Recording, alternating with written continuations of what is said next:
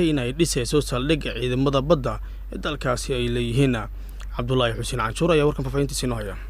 dowladda Itoobiya ayaa waxay qorsheynaysaa inay dhisato saldhig ay yeeshaan ciidamada badda ee waddankaas. dowladda Itoobiya ayaa sheegtay inay dhisanayso saldhig ay degi doonaan ciidamada badda oo ay dhisayso dowladda Itoobiya, waxaana ay ka dhisaysaa ama ay difaaci doonaan badda cas iyo badweynta Hindiya, sida uu sheegay taliye ku-xigeenka ciidanka militariga ee waddanka Itoobiya.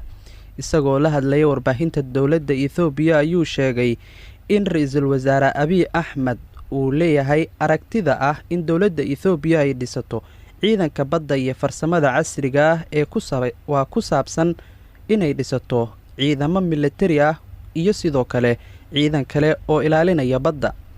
Generaalka ayaa waxa uu sheegay in Itoobiya oo leh ciidanka ugu awoodda badan ee Afrika ay hadda dhaqangelinayso qorshaheeda ku aadan inay dhisato ciidanka badda.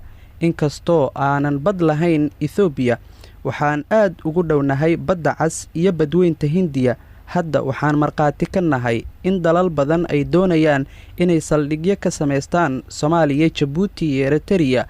innaguna waxaan dhisan karnaa ciidanka badda maadaama baddu ay noo jirto 60 kilomitir, ayuu yidhi generaalkan oo la hadlayay warbaahinta dowladda Itoobiya. waxa uuna sheegay in hadda la dardargelin doono